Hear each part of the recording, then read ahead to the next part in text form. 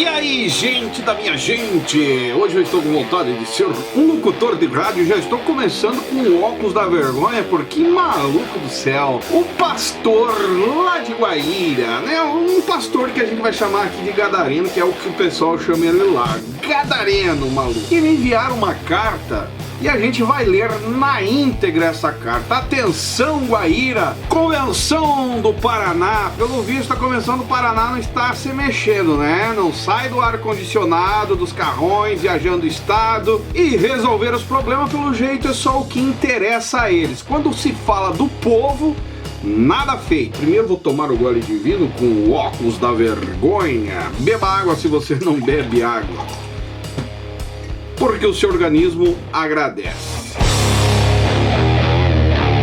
E bora pro vídeo. Aleluia!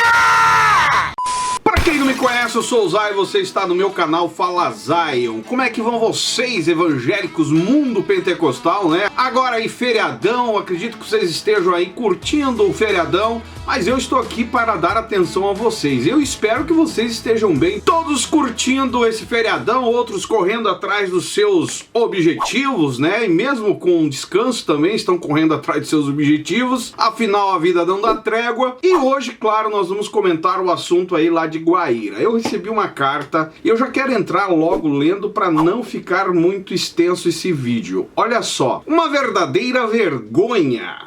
Eu vou tentar me acalmar aqui, porque senão, né, eu arrumo complicações com o YouTube aí. Mas a carta diz assim, ó: pastor presidente da igreja de Guaíra, Paraná, coleciona processos e boletins de ocorrência. Quando a falta de capacidade de gerir pequenos conflitos que envolve naturalmente uma instituição já é sabida em relação ao pastor presidente de Guaíra. No decurso de 13 anos em Guaíra, o pastor tem se envolvido em diversos desacertos, principalmente com os obreiros locais, pois ele não admite ser questionado. Pelo jeito aí, né, é um senhorzão daqueles que gosta de manter o posicionamento meio que imperando, né, as suas ordens. Tipo coroné, né, impondo. Pois ele não admite ser questionado ou contrariado em seus atos. Ele age exatamente como se fosse o dono da igreja. E é bom dizer que não é o dono da igreja, o pastor. Se existe alguém que tem direito na igreja, além de Cristo, falando de igreja espiritual, mas falando de instituição, comunidade, construção, templo, é o povo que contribui. O pastor é um mero administrador espiritual e, com certeza, se não tiver uma boa administração, falando de parte burocrática, instituição, precisa ser colocado algum membro que tenha os dotes para isso. Mas claro, né, a pastorada nunca vão falar isso para o povo, eles são os administradores, daí dá nisso aqui. A questão é que muitos obreiros, membros, simplesmente resolveram sair da igreja, né, esvaziou a igreja em Guaíra. E houve até desfiliação da convenção, motivado pela decepção que teve com o presidente de Guaíra. Processo por danos morais. Primeiro, depois de tantos irmãos e obreiros sofrerem com o autoritarismo do presidente, um irmão evangelista mesmo que na origem do problema tentou por 6 meses uma reconciliação, pedindo a pastores e amigos para tentarem resolver essa questão. Porém, o presidente nunca se mostrou interessado, só dizia: vamos orar, né? É o que eles mais fazem. E fecha parênteses, abre parênteses, vamos orar, e fecha parênteses. Diante disso, o irmão resolveu se valer dos meios legais contra as atitudes do presidente.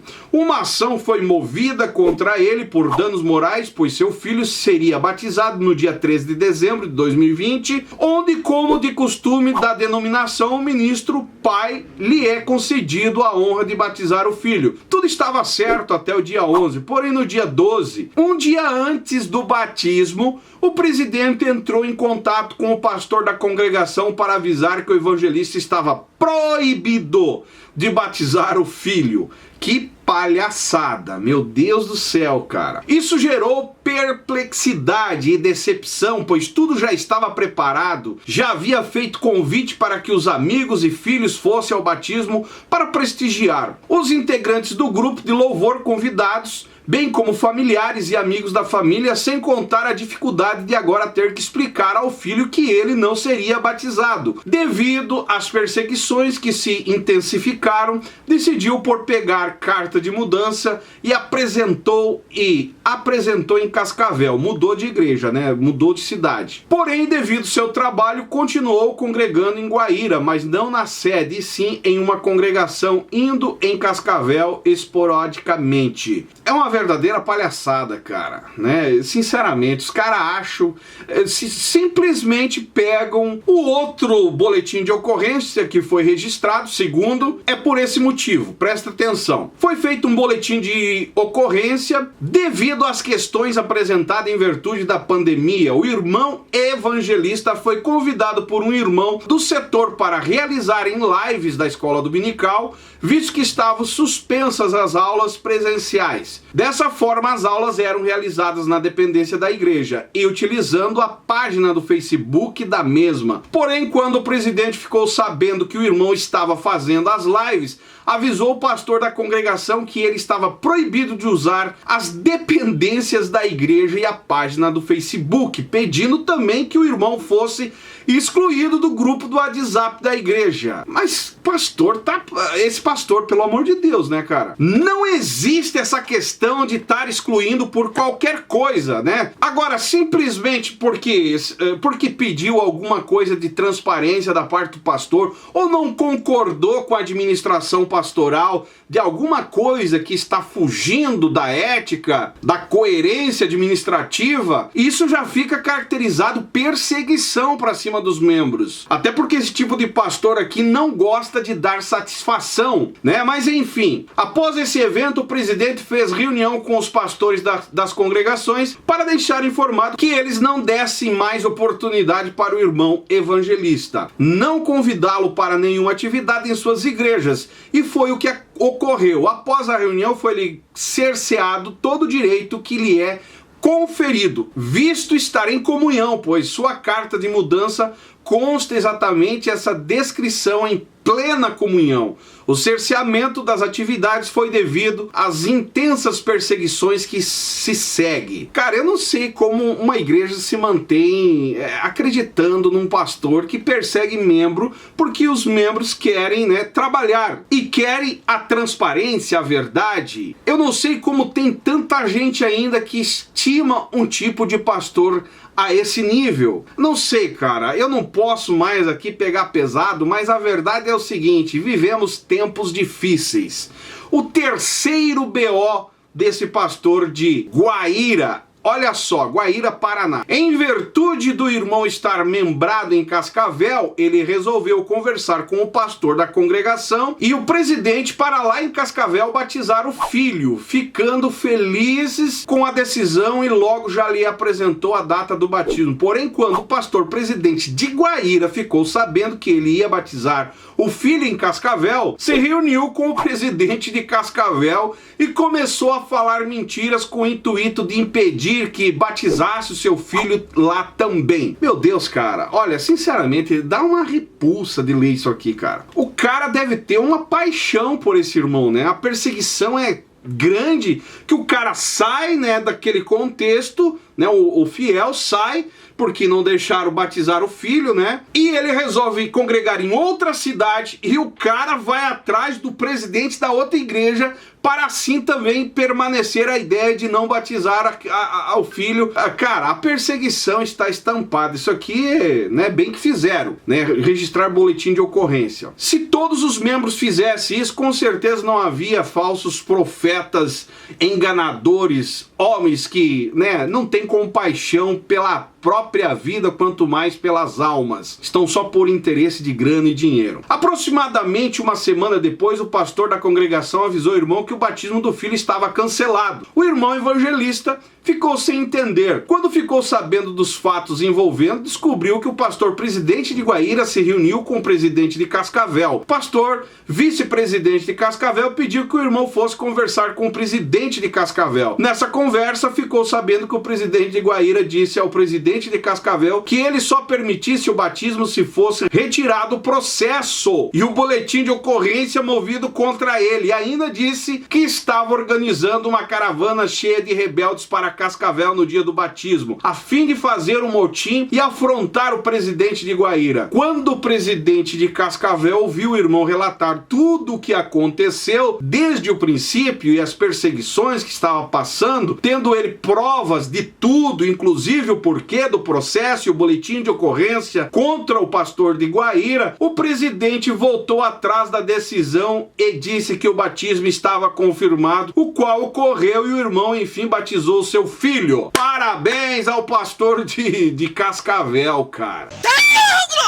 Porque ouviu os dois lados da moeda. Geralmente quem é autoritário, que está fazendo mutretagem na liderança da igreja, essa pastorada que às vezes eu globalizo todo mundo, né, no mesmo saco, eles não aceitam a verdade, eles querem que a sua verdade permaneça, eles não aceitam ser confrontados. E a sua palavra tem que ser válida. E o pastor que tem outro campo, uma outra igreja, um outro presidente, ouviu os dois lados da moeda e, lógico, deve ter analisado com a diretoria, os seus obreiros e batizar o filho do irmão. Uma vergonha. Um batismo desse aí vai ficar na história, cara. Envolveu justiça, envolveu... Pelo amor de Deus, meu. Aí tem o terceiro... Agora é o terceiro boletim de ocorrência, o terceiro BO. Por difamação. E presta atenção, do mesmo pastor de Guaíra ainda. Quando o presidente de Guaíra ficou sabendo do segundo boletim de ocorrência, reuniu-se com a diretoria da igreja para supostamente tratar de assuntos relacionados à obra. Mas não era bem isso. Começou a dizer que recebeu outro boletim de ocorrência e disse aos membros da diretoria que o irmão não quis reconciliação. Isso com o intuito de se colocar como vítima. É isso que eles fazem, né? Geralmente a pessoa covarde age dessa maneira. Os autoritaristas, né? Eles invertem o jogo para se colocar como vítimas e tudo que ele provocou é as pessoas que estão perseguindo. É uma verdadeira palhaçada. Sendo que, na verdade, os irmãos provam que ele sempre quis a reconciliação, mas o presidente nunca aceitou. Na verdade, quem nunca aceitou foi o presidente. Então, é um mentiroso que está aí, né, se vitimizando dentro desse contexto.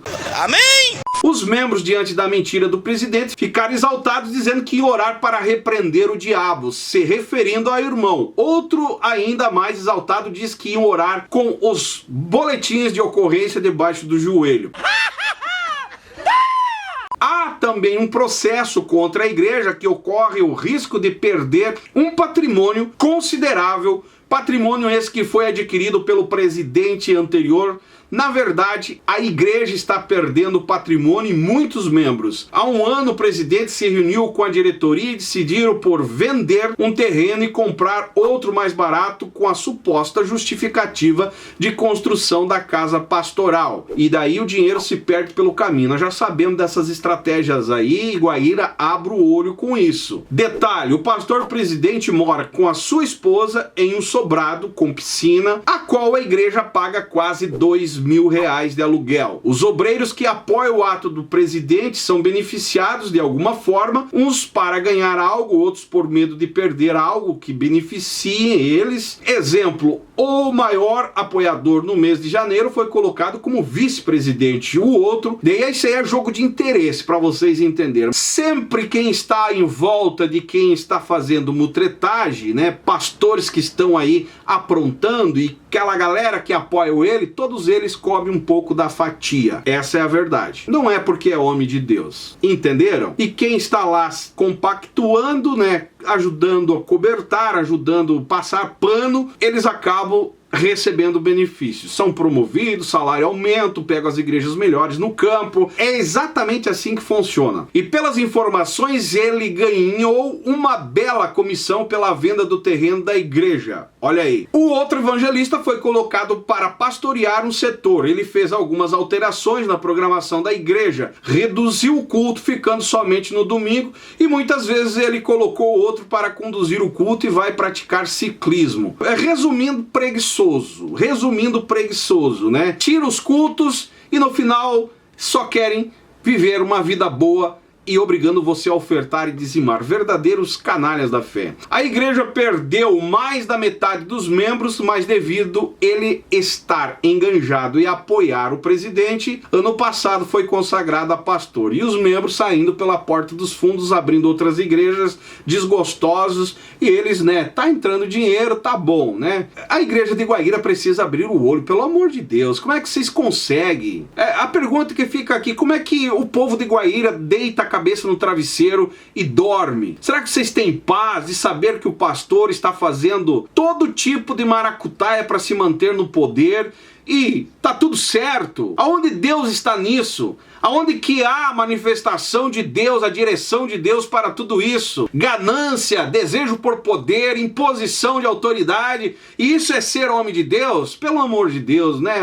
Onde é que nós vamos parar? Os obreiros que são assalariados pela igreja, mesmo pedindo aumento, pois os seus salários já estão defasados, o presidente alega que a igreja não tem condição para tal aumento. Alguns chegam a ficar com parte do pagamento sem receber devido ao não repasse, mas aquele que está na panela apoiando o presidente, esses estão recebendo aumentos e o seu salário em dia. Uma verdadeira sacanagem, né? Falta de ética, falta de administração, falta de moral da parte do pastor aí de Guaíra. Como não tem dinheiro, se o presidente trocou de carro e comprou um por 140 mil, sendo que ele nem tem a prática de visitar os irmãos e não justifica um carro nesse valor para o presidente da cidade de Guaíra. É que vocês não sabem. Ele precisa apresentar que ele tem poder e moral. E recentemente ele reuniu com a parte da diretoria para falar do aumento salarial dele. Pelo que consta, seu salário foi aumentado R$5.000. Até porque ele precisa andar bem. Você concorda com isso, você que é de Guaíra? Eu sei que você não vai se manifestar aqui porque tem medo. Mas você que não tem medo e tem compromisso com a verdade, comenta aí embaixo, você que me segue aqui. Você concorda com esse tipo de atitude? Olha só, recentemente o irmão fez uma postagem no Facebook que daria a entender sobre como são as comemorações do aniversário do presidente e esposa, pois exige-se que no aniversário dele, cada congregação, 16 congregações em Guaíra, levam de presente, em média, R$500 em envelope. Recentemente fizeram culto de aniversário da esposa do pastor e seguiu o mesmo princípio, só que R$300 de presente a ela, de cada congregação. Faz as contas aí. Detalhe, a igreja também paga a festa. Curiosidade, no culto de aniversário da esposa do pastor, ela se pôs sentada diante do púlpito ali, né? E um grupo de coreografia a rodeava e fazia o gesto de reverência a ela, caracterizando uma adoração. E é bem o perfil da esposa do pastor de Guaíra. As pessoas têm que tratá-la como uma deusa da imoralidade.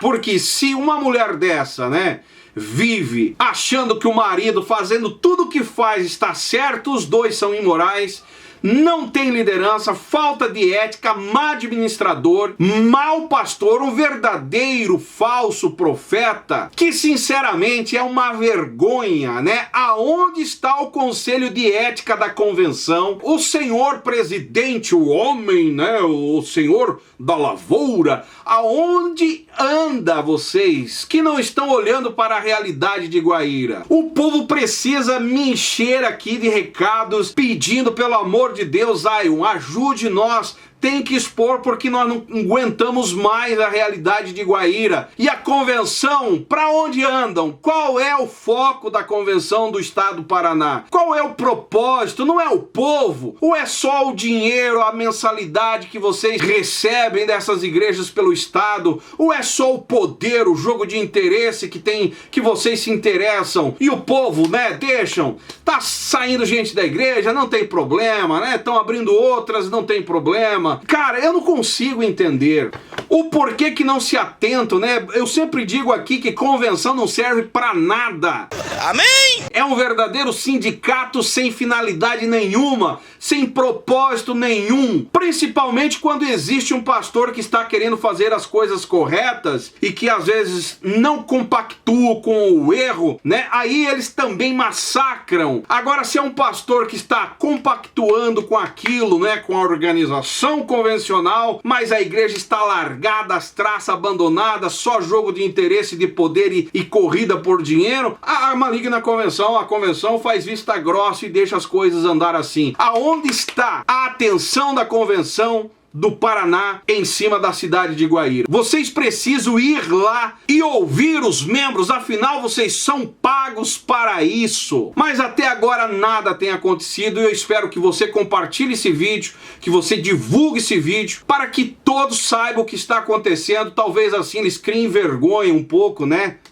Amém? E vão fazer o que deveria ter sido feito há muito tempo. Afinal, cuidar das igrejas é o propósito, segundo eles, da magna convenção. Compartilhe esse vídeo, vamos pressionar. Tem que haver um manifesto da igreja em Guaíra. Os irmãos que querem a limpeza, a ética, a moralização da igreja em Guaíra precisam se organizar, fazer um grupo, não ficar aí esperando as coisas acontecer. Vocês têm que fazer a parte de vocês, se organizar, criar um grupo, ir pra cima, pressionar, fazer protesto. Ah, mas não vai chegar a lugar nenhum, mas pelo menos vai fazer essa turma, né, de pastores que se acham o Deus da razão, tirar, né, o traseiro da cadeira e se mexer, pelo menos fazerem, né, se mexer, porque até então, pelo que aparenta aí, estão todos de braço cruzado, deixando o pastor de Guaíra, a Deus dará, fazendo o que quer. É isso que eu acho que deve ser feito, é assim que funciona. O pastor não foi mudado, mas pelo menos tiveram que trabalhar, sentar, negociar, olhar no olho dos membros e ver, ouvir a realidade da parte de vocês.